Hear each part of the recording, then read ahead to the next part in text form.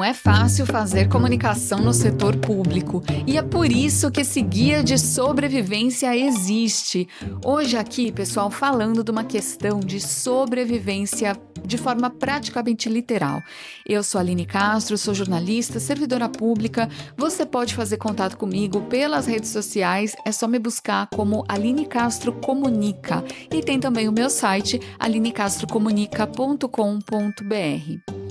Pessoal, a gente vai falar hoje aqui de muita ação, de transformação e de um desafio que é gigante, né? E em situações assim, o que a gente precisa? A gente precisa somar forças, né? E é por isso que eu sempre reforço o convite aqui para que você se junte à Associação Brasileira de Comunicação Pública. Você pode dar uma olhadinha no site abcpublica.org.br e também buscar por ABC Pública nas redes sociais. Bom, gente, o tema de hoje é muito importante, muito urgente. Como brasileira, brasileiro, independente de onde você mora, independente da sua posição política, eu tenho certeza de que você está sentindo literalmente também na pele os efeitos das mudanças climáticas. E como comunicador público, também, independente da área em que você atua, isso é sim da sua conta. E você não só pode, como deve fazer alguma coisa. Então, quem vai nos alertar sobre isso são duas professoras e pesquisadoras maravilhosas, muito engajadas, e eu tive a sorte de conseguir conversar com as duas ao mesmo tempo. Eu estou falando de Heloísa Fischer e Thaís Brianesi, e eu vou apresentá-las. A Heloísa Fischer é educadora e comunicadora especializada em linguagem simples, graduada em jornalismo, mestre em design e especialista em cultura do consumo pela PUC-Rio. Está cursando a formação de design para sustentabilidade e regeneração Gaia Education. É facilitadora da Oficina de Educação Climática Mural do Clima e é também criadora do método Comunica Simples para elaborar textos mais fáceis de ler e entender. A Heloísa já esteve aqui com a gente no podcast lá no comecinho, no episódio 9, falando sobre linguagem simples, e é muito bom tê-la de volta aqui. Já a Thaís Brianesi, pessoal, é professora e pesquisadora da ECA USP, é graduada em jornalismo, tem mestrado em Sociedade e Cultura na Amazônia pela Universidade Federal do Amazonas e doutorado em Ciência Ambiental pela USP. É membro fundadora da International Environment Communication Association e presidenta do Fundo Brasileiro de Educação Ambiental. Também é uma honra ter a Thaís aqui com a gente. Bom, pessoal, não tem sido um ano fácil, né? 2024, nós tivemos as enchentes no Rio Grande do Sul no primeiro semestre e agora, mais recentemente, as queimadas em grande parte, assim, numa parte gigante do território nacional. Isso sem contar as mudanças de temperatura que a gente vê, que a gente sente no dia a dia, né? Que todo mundo comenta, 10 em 10 elevadores por aí, as pessoas estão falando sobre as mudanças climáticas, que todo mundo percebe de alguma forma. Então, assim, não faltam indícios, né, dessa crise climática que a gente está vivendo.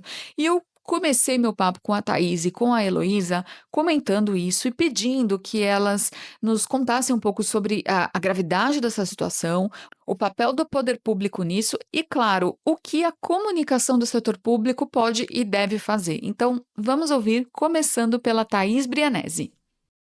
Eu acho que, assim, coerente com a conversa que a gente começou, né, Aline, que é sobrevivência, resistência e que tem que ser coletiva, eu acho que a comunicação pública precisa promover diálogo. Isso significa que é muito grave a crise, a emergência, a situação tende a piorar. Por outro lado, é possível e cada vez mais necessário ter ação local conectada, né? Então, quando a gente fala desse diálogo, a comunicação pública tem todo um papel de ampliar conhecimento, informação, e vou deixar para a Heloísa falar um pouco mais da importância da linguagem simples, por exemplo, nesse papel pedagógico, educativo, informativo, é, mas junto, né, é uma informação que tem que aterrar, tem que se relacionar com cada temática, cada setorial, porque senão a gente acha na comunicação pública que é só quem está ali trabalhando na assessoria de comunicação ou na divulgação pública da ciência no INPE, Instituto Nacional de Pesquisas Espaciais, ou no CEMADEM, Centro Nacional de Monitoramento e Alerta de Desastres Naturais, que tem um papel. Não. A emergência climática é transversal e perpassa todas as políticas públicas, todas as temáticas. Então, fazer essas conexões de cada área, com o quanto a área vai ser mais desafiada, mais demandada em função da emergência climática. Por outro lado, eu sempre digo, denúncia junto com anúncio. Então, você perguntou, é grave? Gravíssimo. Mas tem jeito, anúncio, senão a gente cai na ansiedade, na paralisia, né? E aí, no anúncio, significa que cada política, quando a gente avançar, por exemplo, na habitação, parece que não, mas a gente está contribuindo para enfrentar a emergência climática, não só para reduzir o impacto, por exemplo, de quem mora na beirada e é onde vai desabar e morrer, mas também porque aquela beirada, né, e quanto mais eu tiver gente na beirada, é mais desmatamento, é menos absorção de carbono, quer dizer, acho que a emergência climática, se nos coloca um grande desafio, ela nos coloca uma oportunidade de perceber que a gente está conectado. Gente, no momento em que eu fiz a entrevista ao vivo com a Thaís e com a Heloísa, eu utilizei na minha primeira pergunta o termo colapso climático. E a Thaís fez uma observação super importante referente a essa expressão que eu quis ressaltar aqui para que todo mundo conheça as terminologias mais adequadas nesse contexto. Você falou do colapso, né, Aline? Aqui na Escola de Comunicações e Artes, né, como o nome diz, a gente fica se debatendo com termos e nomes. Colapso, por exemplo, eu não usaria, apesar de saber da emergência, porque colapso vem uma denúncia, que pode não vir um anúncio. O que já colapsou, e aí? É tão grande, então a gente tem usado a emergência no Núcleo de Comunicação e Educação, aqui da Escola de Comunicações e Artes, para trazer esse sentido de gravidade, mas do chamado para ação. E tem todo um debate aí, os nomes importam, né? Então, começou se chamando lá na década de 70, 1970, de aquecimento global, e teve toda uma transição para mudanças climáticas. Essa transição é, inclusive, estudada como uma maneira de atenuar a gravidade do problema. Por outro lado, por que ela pegou, né? Porque cientificamente é mais precisa. O aquecimento global quer dizer, o aumento da temperatura média do planeta em função do maior acúmulo de gases de efeito estufa, enquanto efeito, não é só aquecimento, mas principalmente os eventos extremos, né? Então, tem lugar que às vezes o inverno vai ser muito rigoroso e o verão seguinte muito quente. E falar em aquecimento global quase dava um descrédito. Tem até um meme famoso do Trump, quando estava presidente dos Estados Unidos, que tinha um estado que tinha uma baita nevasca, era em função das mudanças climáticas, ele dizia, cadê o aquecimento? Então, enfim, não é simples, mas tem solução e precisa mobilização. Bem, agora a gente ouve Heloísa Fischer sobre a minha pergunta inicial. A gente está vivendo, que eu vejo muitos cientistas do clima e pessoas que discutem essa questão no exterior, usando o termo polycrisis em inglês. Na verdade, a gente está vivendo uma policrise. O aquecimento da temperatura média da Terra é uma das consequências de uma série de situações. E o que a gente está vivendo, é importante a gente também ter em mente isso, é que a gente está em processo. A gente está em processo, né? O Barack Obama, eu vi uma frase do Barack Obama esses dias falando que ele diz o seguinte: nós somos a primeira geração a perceber, a ser afetada pelas mudanças, pelos efeitos da mudança climática, e nós somos a última geração capaz de fazer alguma coisa para melhorar a aterrissagem nesse novo território. Até a própria compreensão do que está acontecendo requer um pensamento sistêmico avançado, porque assim, a gente está falando do clima, claro, a gente está falando da enchente de Porto Alegre, a gente está falando, né, das queimadas, mas isso tudo é a consequência de uma série de outros fatores que a gente não dá conta de considerar, né? Principalmente com o tipo de pensamento que a gente se habituou a ter, e por causa da velocidade da comunicação também, não dá para aprofundar muito as coisas, você precisa logo, né, encontrar uma caixa para colocar as coisas, né? Mas a gente precisa compreender que o que a gente está vivendo é o declínio, é o final de um modelo de viver, uma forma de existir em sociedade. Tem, inclusive, uma pensadora, que ela é uma educadora brasileira maravilhosa, chamada Vanessa Andreotti.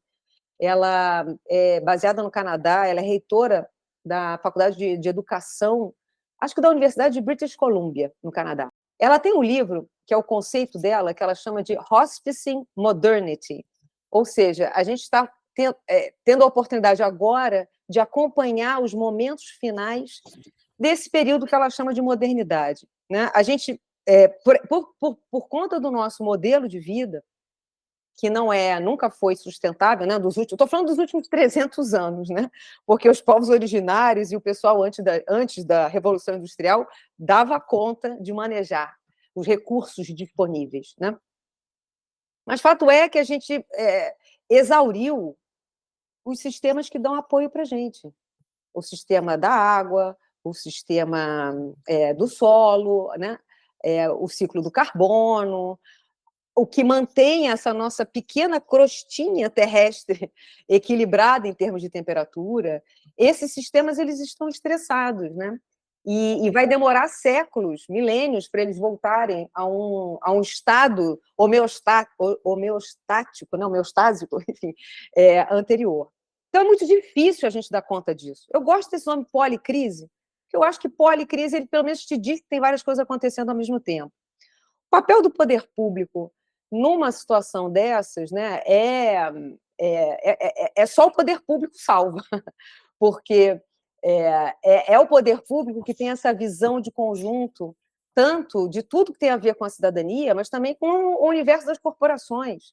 Hoje em dia, a gente precisa de ações coordenadas pelo poder público, mas tão ou mais importantes quanto essas ações são essas ações que estão na nossa esfera de referência. Tem um biólogo chamado John Todd, que ele fala de uma ação sinfônica das pequenas iniciativas, né? Uma série de pequenas iniciativas que você pode fazer individualmente, na sua família, no prédio onde você mora, no seu bairro, na sua comunidade, enfim, na sua cidade, no seu país. Então, o papel do poder público é realmente fundamental.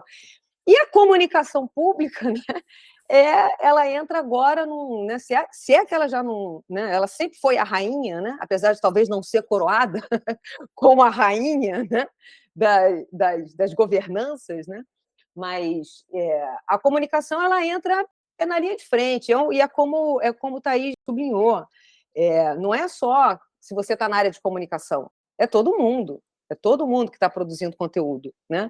E acho que a Thaís falou também na questão de ser uma oportunidade, né? Uma oportunidade de repensar, de transformar.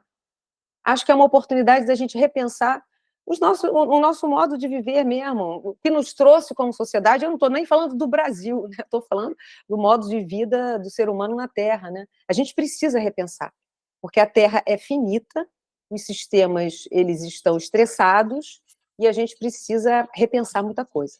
Eu comentei com as duas em seguida que a gente sabe da urgência dessa pauta, mas a gente não vê ainda a população, em geral, né, tão preocupada com isso ainda, né, assumindo responsabilidades em torno disso. Então, será que está faltando quantidade de informação? Ou será que seria qualidade de informação? Ou talvez as duas coisas? A Heloísa Fischer começa respondendo.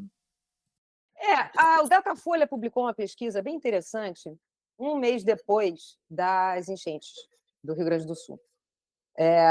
E nessa pesquisa do Datafolha, que é uma pesquisa com vulto, robusta, 97% dos brasileiros percebiam as alterações climáticas. E se você considerasse a faixa de população entre 16 e 24 anos, 100%. E 77% das pessoas concordavam que estava acontecendo por causa da ação humana, e não de uma questão, né, de regulação térmica por outras formas, né? Então, quando eu vi essa pesquisa, Aline, eu falei assim, o problema não é as pessoas saberem o que está acontecendo, porque o que, eu acho que está claro, né?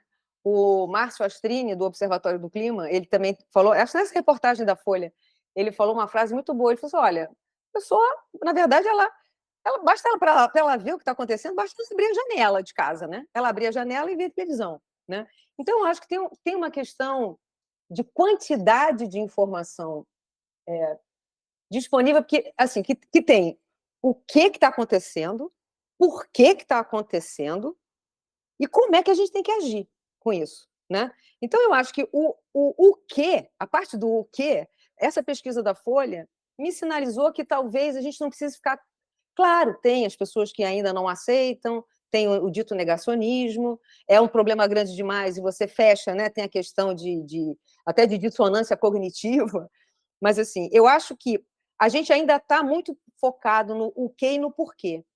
Eu acho que a gente vai precisar, e vocês, comunicadores públicos, eu acho que toda a produção vai ser muito mais no como e na compreensão que isso não é mais um fenômeno de tempos em tempos.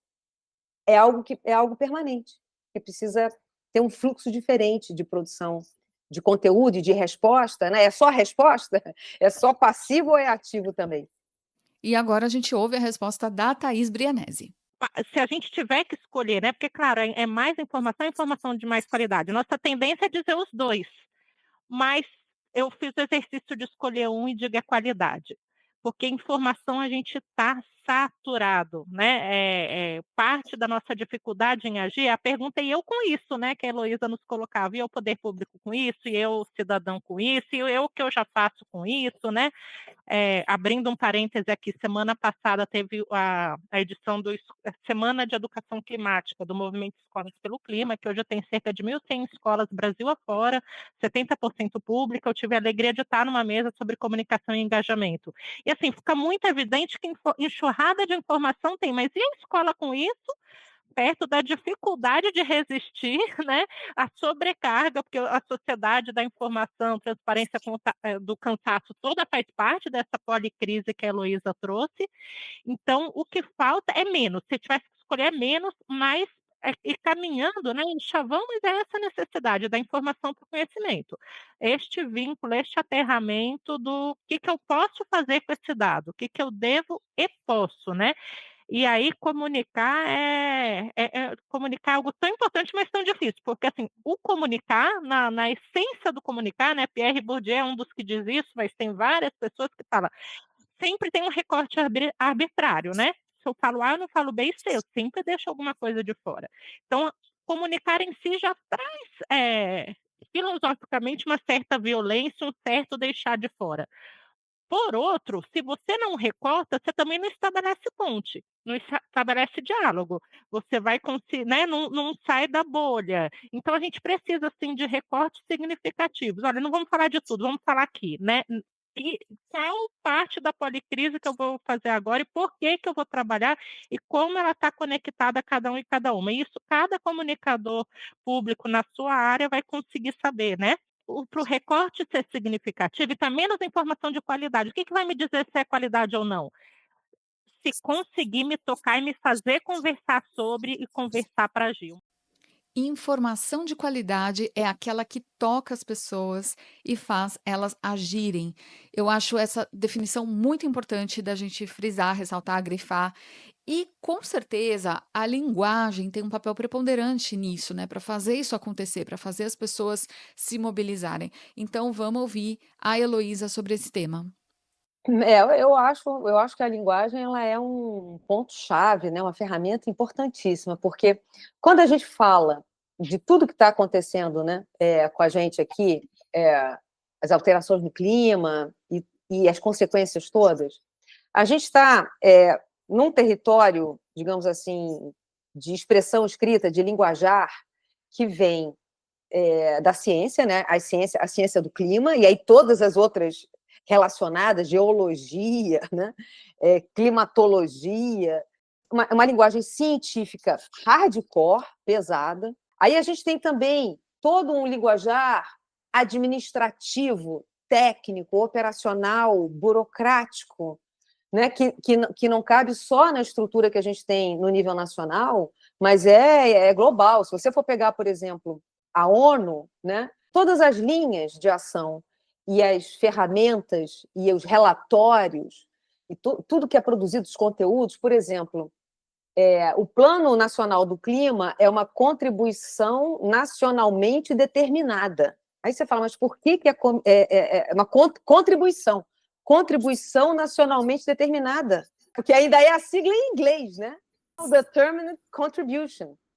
E aí isso sai, gente. Isso sai. E isso vai parar nos lugares. Eu estou vendo a hora que isso vai parar no SMS que a Defesa Civil vai mandar para o cidadão, sabe?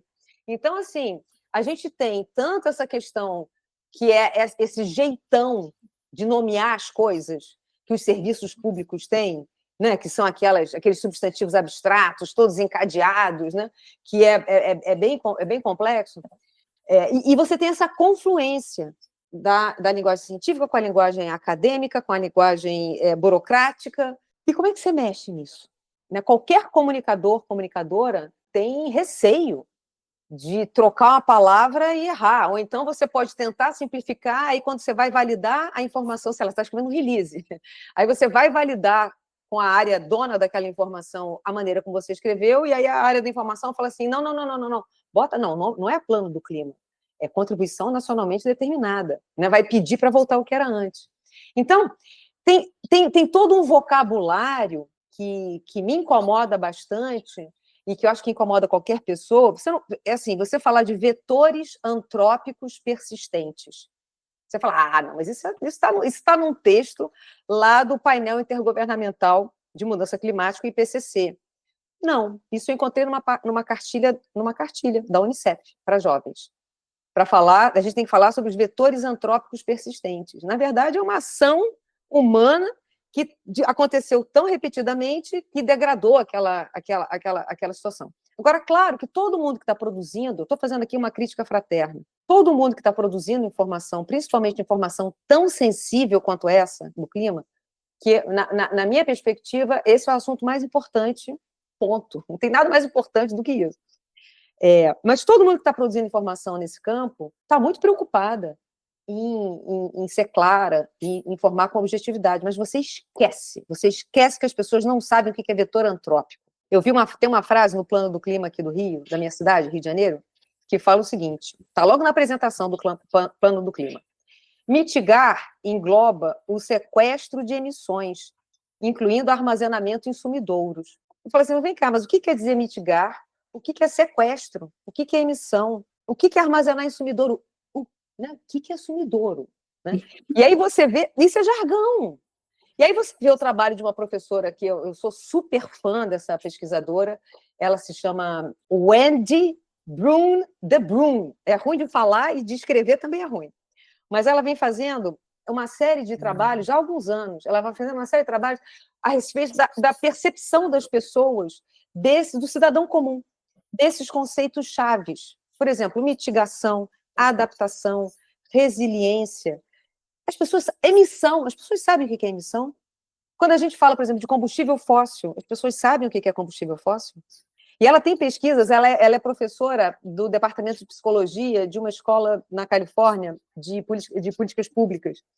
E é incrível o trabalho dela. E ela te mostra, você fala assim, não, mas todo mundo sabe o que é emissão. Emissão de gás carbônico. Tem que reduzir as emissões de gás carbônico. Não é nem de gás carbônico, é de gás de efeito estufa. Não é nem gás de efeito estufa, é GEE. Né? Reduzir emissões de GEE. O que é isso? Os nossos relatórios técnicos, eles precisam ser mais palatáveis pela população. Porque assim como na área médica, o Dr. Google está aí, né, para medicar, em qualquer situação de perigo que a gente tenha, a gente vai parar na internet. E a gente vai querer pegar uma informação oficial, a gente vai tentar pegar uma informação oficial. Então, não é à toa que na área de produção de conhecimento, na área de saúde, me vem à mente aqui agora aquela importante editora médica de artigos científicos médicos, a Cochrane, eles têm os resumos em linguagem simples. Os artigos científicos têm um resumo em linguagem simples, porque as pessoas vão atrás disso na internet. Então, a gente precisa, como comunicador, a gente precisa ter esse estranhamento, né? Em vez de receber com todo vocabulário muito específico dessa área, a gente tem que parar e fazer como é que eu vou explicar isso, né? Então, a linguagem, para mim, é fundamental, porque se você não entender a história do sequestro das emissões, você tem que te explicar de uma maneira mais fácil de entender. Mas vai ser difícil você mudar hábito, porque a gente está falando aqui, em última instância, as pessoas têm que mudar hábitos, mudar comportamentos. E para a gente mudar comportamento, que é horrível mudar comportamento, a gente não gosta, né? Mudança é desconfortável. A gente precisa estar muito convencido que a gente precisa mudar. E a linguagem ajuda muito nisso. Muito bem, pessoal. Além da linguagem, a gente precisa pensar em outras formas, né, em estratégias mesmo que podem ajudar a mobilizar as pessoas e a comunicar sobre sustentabilidade e sobre essa tão necessária mudança de hábitos que a Heloísa abordou. Então, a Thaís vai comentar agora sobre uma estratégia, né, um conjunto de ações muito importante, que inclusive já teve episódio do podcast aqui exclusivamente sobre isso, que é a gamificação. Vamos ouvir. A gamificação, né, a partir para o lúdico, é uma estratégia potente, sim, tanto por conta de linguagem, né? Concordo também muito com a Heloísa, essa importância da linguagem, o quanto é difícil ser simples. Exige mesmo momentos de estudo, de formação, exige reconhecer o campo da comunicação como um campo de conhecimento também. Olha, cientista A, B ou C, você sabe muito disso, mas eu sei de comunicação. Se a gente está querendo ampliar, mobilizar, deixa aqui comigo, tá? Vamos juntos e juntas. Que elas mostram que se a gente quer gerar ação, a gente tem que trazer também o positivo como estratégia, né? O ativismo socioambiental foi aprendendo muito com isso. Eu gosto muito do exemplo da nossa campanha permanente contra os agrotóxicos e pela vida. Uma campanha do movimento camponês, dos movimentos por segurança e soberania alimentar, que o símbolo é uma caveira.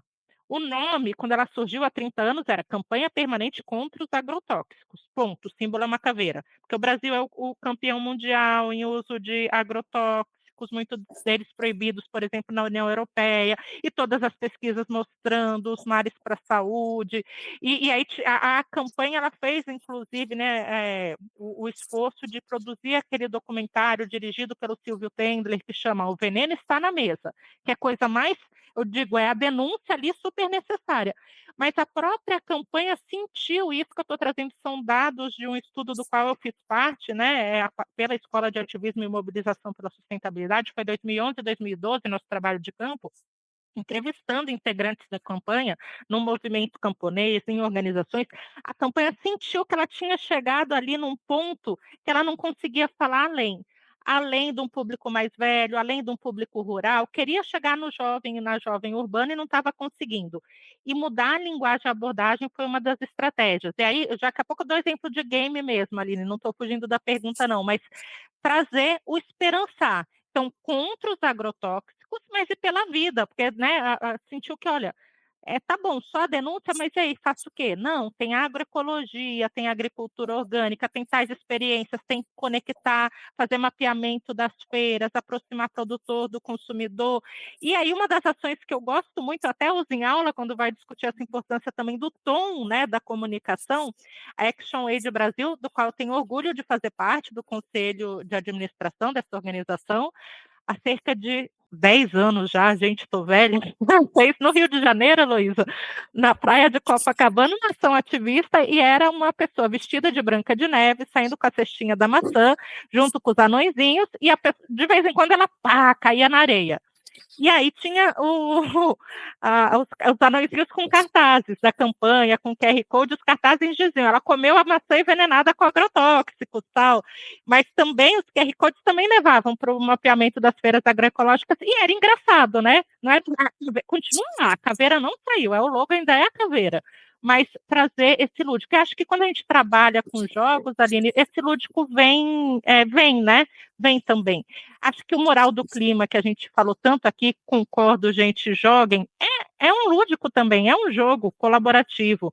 O CEMADEM, o CEMADEM, o Centro Nacional de Monitoramento e Alerta de Desastres Naturais, ligado ao Ministério da Ciência e Tecnologia, criado em 2011, como uma das respostas do governo federal às chuvas que tiveram muitas vítimas na região serrana ali do Rio de Janeiro, quando a gente teve os deslizamentos, surge o CEMADEM.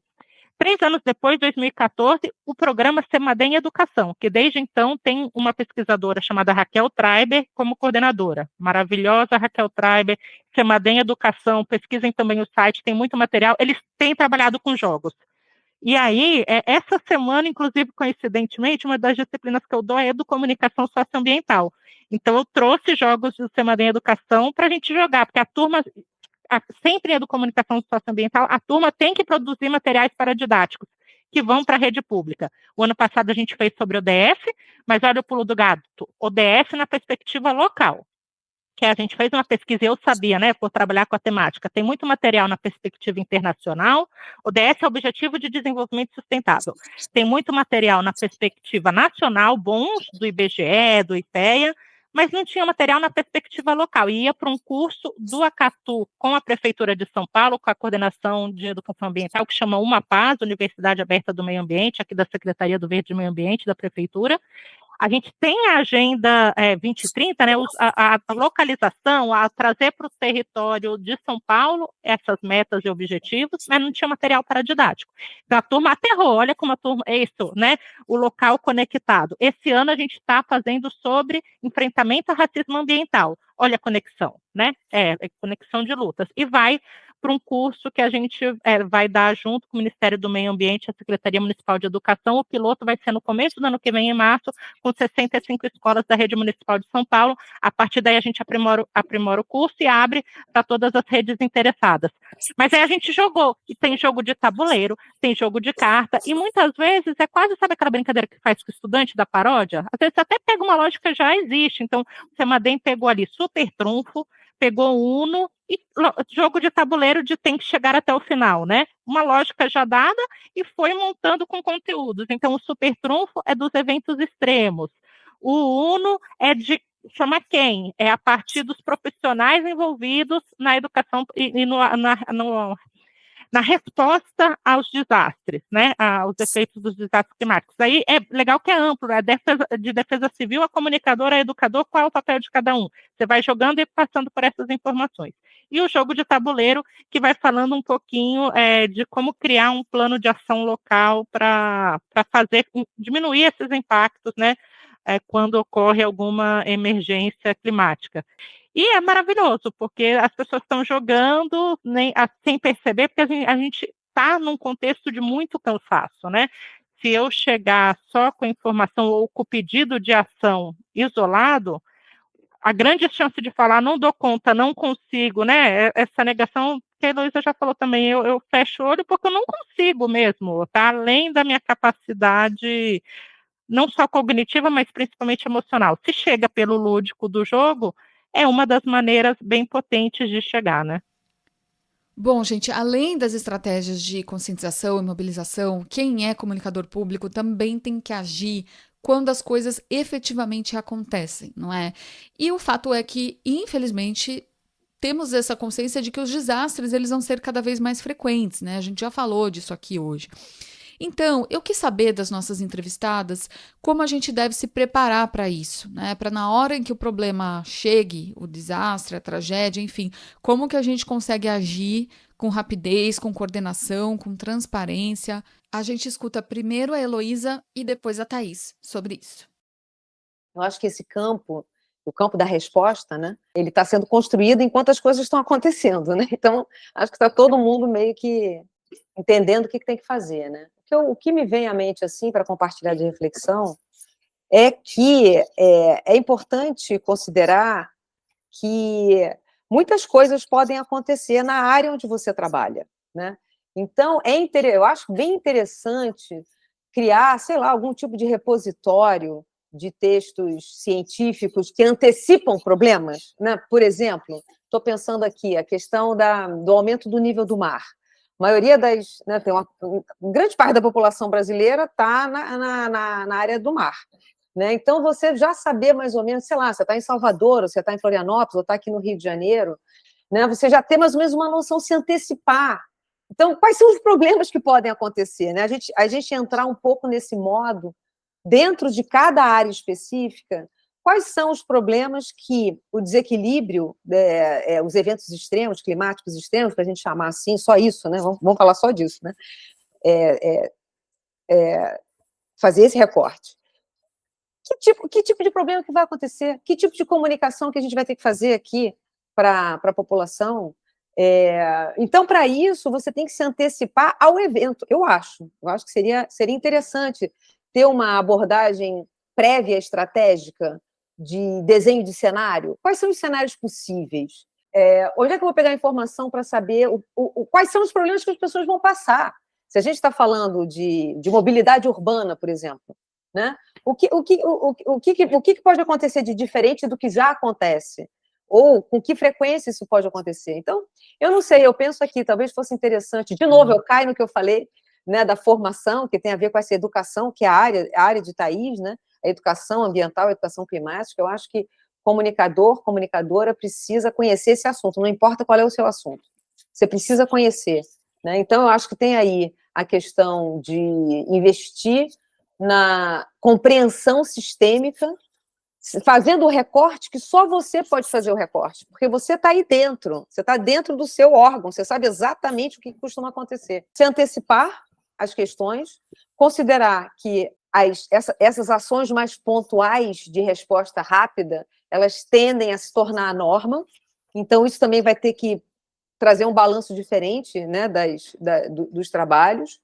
São as tragédias anunciadas já, né, não dá para dizer que a gente não estava preparado. Então, eu sei que é difícil na sobrecarga pautar, mas, assim, primeiro essa batalha para pautar. Olha, precisamos, se o órgão na sua, direção não está pautando, a gente como comunicação tentar colocar brechas para se construir esses planos, de emergência mesmo, resposta a emergências, né, concordando aí com o que a Heloísa colocou, e nessa a gente tende a esquecer o poder da comunicação local, comunitária, das redes já existentes nas localidades que possivelmente vão ser afetadas. Então acho que considerar esse aspecto no plano é fundamental.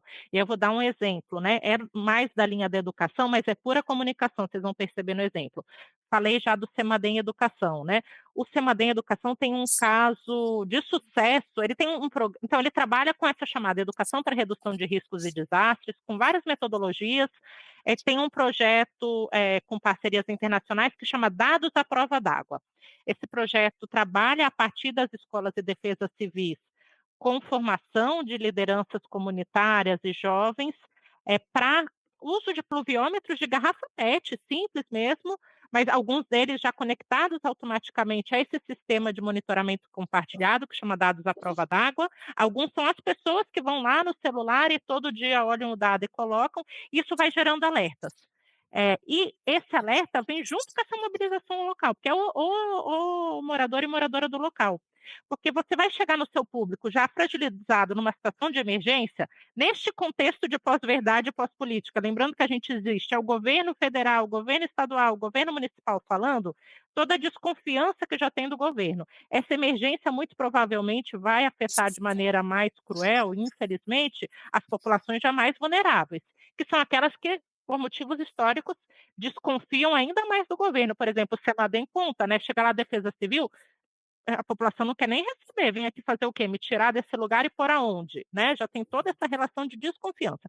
Pois bem, já falei que era um exemplo de sucesso, né? Esse projeto, um dos estados que o Semadem trabalha é Pernambuco, estava trabalhando com a região de Recife, arredores, Jaboatão dos Guararapes, em 2022 foi um dos locais que teve chuva torrencial e enchente, não sei nem se vocês lembram, são tantos, né? Porque agora a gente pensa só Rio Grande do Sul, agora estamos pensando em seca, a gente tende a. Mas teve, né, inundações muito fortes em Jaboatão dos Guararapes em 22, e a Raquel Treiber conta que quando ela viu, ela falou: Meu Deus, será que adiantou? Será que a gente está enxugando o gelo? O que a nossa ação de educação pôde fazer ali? E aí ela começou a ligar para as defesas civis parceiras, e a de Jaboatão de Recife e arredores, e a de Jaboatão de Guararapes falou: Olha, não, Raquel, não é enxugar gelo, não, foi muito importante, né? As comunidades que a gente tinha trabalhado, calhou de serem as áreas mais alagadas e não morreu ninguém. Assim, onde eles tinham trabalhado não morreu ninguém, infelizmente em outras localidades morreram, porque já estavam em alerta. Inundou igual, teve perda material igual, mas as vidas ali não se perderam. E a gente é isso, né? Na comunicação, a gente vai também querer comunicar para ofertar o que cada um dos nossos órgãos puder ofertar de apoio, dar também recomendações, e elas têm que chegar num ambiente de confiança, né, por estratégias de confiança. Então acho que é isso, investir em mapear e estabelecer laços com comunicadores e comunicadoras locais, e não esquecer de trabalhar, e é isso sempre, mas neste plano, estamos falando deste plano, trabalhar de maneira integrada, offline e online. Porque numa situação dessas, de emergência, possivelmente, aí a gente lembra que a internet não tem nada de nuvem, né? Internet depende de minério, depende de energia. Estou pensando aqui em São Paulo, quando teve chuvas que deixou. Eu fiquei, e eu moro numa região privilegiada que chama Vila Pompeia, mas a minha casa ficou 37 horas, o bairro, né? Sem energia. E aí? Comunica, não sei o quê, mas a gente sempre comunica pensando em rede social, WhatsApp, etc. Então, este offline, sabe, esse aterramento de alinhar com o offline também é fundamental. A Heloísa, pessoal, também trouxe uma sugestão bem interessante e super aplicável à nossa realidade. Assim como a gente, né, viu surgir o encarregado da privacidade de dados, a LGPD determinou, né, uma figura de um encarregado, talvez os órgãos já estejam se mobilizando para isso, ou seja, alguma coisa que venha a acontecer em breve, de ter alguém que seja um ponto focal de emergência climática, né? E eu estou pensando assim, né, na estrutura do setor público, mas talvez dentro das equipes de comunicação. Já que não vai dar para todo mundo aprender, estudar e se dedicar, de repente uma pessoa na equipe, né, ser essa pessoa que seria esse ponto focal de um conhecimento mais aprofundado, de conexões outras que não as do dia a dia, né, talvez fosse interessante pensar nessa figura assim, de alguém destinado para tal. Gente, o papo com a Thaís e com a Heloísa foi longo, foi muito rico. Infelizmente não coube tudo aqui no episódio, mas eu sugiro demais que vocês acessem a descrição aqui para ver alguns dos links que eu vou deixar. Inclusive, um deles é o do artigo de autoria da Thaís, e lá ela traz várias informações que, por conta do tempo, acabei não conseguindo colocar aqui no episódio. Então, façam essa leitura, é muito importante. Agora a gente vai ouvir as mensagens finais das nossas queridas entrevistadas, começando pela Thaís, e em seguida a gente já ouve a Heloísa. Reconheça a sua importância, né? Não desanime. Na verdade, se sinta parte da solução, porque nós precisamos ser, nós comunicadores e comunicadoras públicos, né? Então, se o problema está na junção da pós-verdade com a pós-política, a solução passa pela comunicação pública. Então, se empoderem, vão atrás, reconheçam que às vezes não é fazer algo novo, é estudar para reconhecer que a ação que a gente já faz em comunicação pública está conectada com o problema e com a solução, né? Enxergar, trazer aterrar o tema para as práticas que cada um e cada uma, né, na comunicação pública já fazem. E aí de deixar duas dicas, Aline, entre as várias, né, falar de duas outras do que a gente já falou aqui, existe as coalizões pelo clima, Brasil afora, muito a partir dos jovens climáticos, e a Coalizão pelo Clima São Paulo criou, desde 2021, um site chamado Climateca, brincando com a coisa de biblioteca, cheio de materiais, recursos educacionais abertos para trabalhar emergência climática. Ah, mas eu não sou educador. Não, não, é para você ir lá e aprender, e muitas vezes a gente é do comunicação, não teria como não falar, então termino falando disso.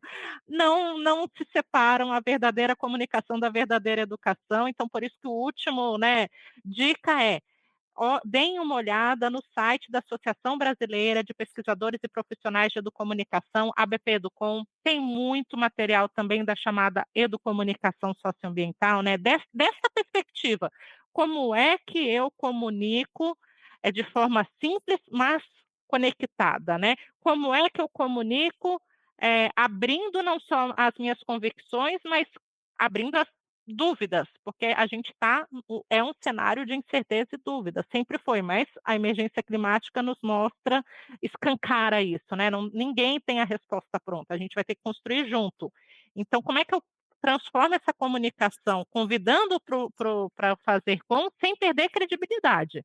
Acho que uma das estratégias, também não é a única, também não é a panaceia, mas é do comunicação. Então, lá no site da ABP Educom tem bastante material gratuito que dá para cada um e cada uma pesquisar. a gente está num momento histórico, né? A gente está no que a Joanna Macy chama de a grande virada.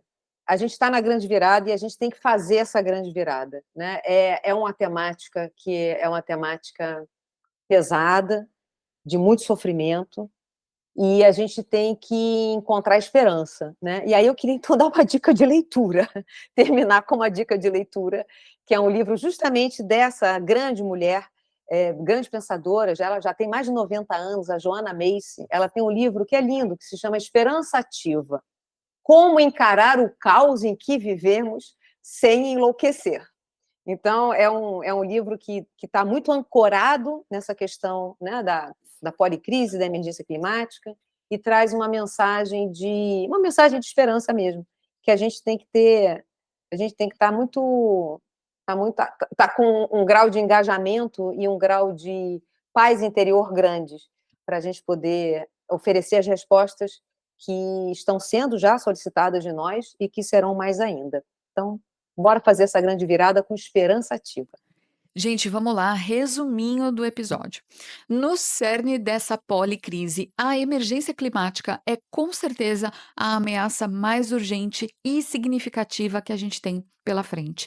O nosso trabalho de comunicação pública nunca foi tão importante e a gente precisa ter consciência disso. A gente está falando de um assunto transversal, ou seja, não importa se a sua organização não lida diretamente com questões ambientais, você precisa se engajar no tema, principalmente para criar uma ação sinfônica de pequenas iniciativas. Para isso, as informações que a gente presta, nas palavras da Thaís, tem que aterrar, ou seja, a gente precisa gerar conexão com o dia a dia das pessoas. E é preciso dar tanto senso de urgência, como também esperança, de alguma forma. E a linguagem adequada é fundamental para isso, traduzir terminologias e também fazer uso de estratégias como a gamificação, por exemplo. Um outro ponto é saber como que a gente vai responder em situações de emergência. A gente precisa se antecipar, ter planos de ação, né? Quem sabe até uma pessoa como ponto focal dentro da sua instituição para tratar desse tema e dessas urgências. Acima de tudo, pessoal, eu vejo que o nosso trabalho tem um potencial gigante de fazer uma espécie de resgate das pessoas, sabe? De mostrar a nossa coletividade, a nossa conexão entre nós mesmos, né? Mas também com a natureza.